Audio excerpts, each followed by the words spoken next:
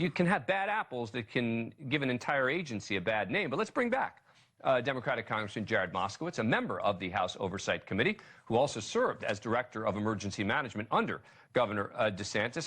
Congressman, do you know anything more about how this happened? No, we don't have any more details. Obviously, Oversight's going to launch an investigation. I support that investigation. As someone who was the former Director of Emergency Management in Florida, a Democrat in a Republican administration, one of the things that is sacrosanct in the emergency management industry is to stay nonpartisan, apartisan. Disasters don't affect Democrats or Republicans. They don't hit MAGA or progressives. They hit neighborhoods. They hit communities.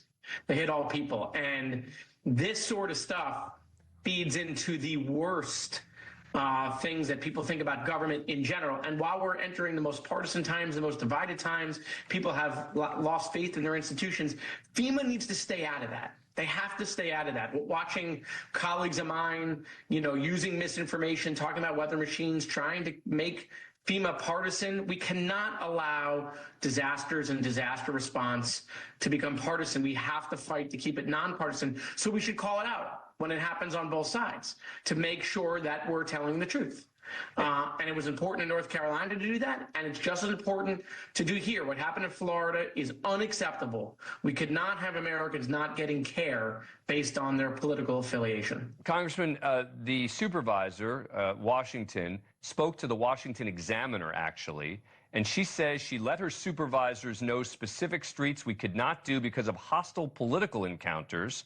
And according to communications obtained by the Examiner, she was encouraged and supported in her decision to avoid certain streets to, quote, keep them safe. FEMA workers, quote, were having their lives threatened.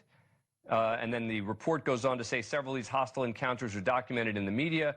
But the supervisor, Washington, is demanding FEMA turn over incident reports showing additional hostilities that resulted in her having to avoid certain streets. What do you make of that?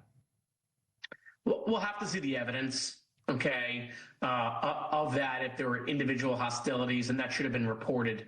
But, my guess is that, one person may being hostile doesn't mean all of a sudden you generalize and start skipping houses. It also means that if they were having individual hostilities, they still should have figured out to make sure that that person was aware and got all of the benefits that they were due. There's a way to handle that.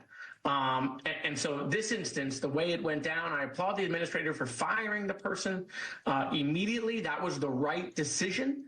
But now the FEMA needs to comply with the investigation and oversight, because we got to make sure that this doesn't now go into the Trump administration. We can't have whoever becomes the FEMA administrator there or low-level people there thinking that they're going to skip Democratic homes. We got to make sure we get rid of that at all levels. Yep. All right, Congressman Moskowitz, thanks a lot for taking all the time with us tonight. Really appreciate it. Thanks, Dan. Appreciate it.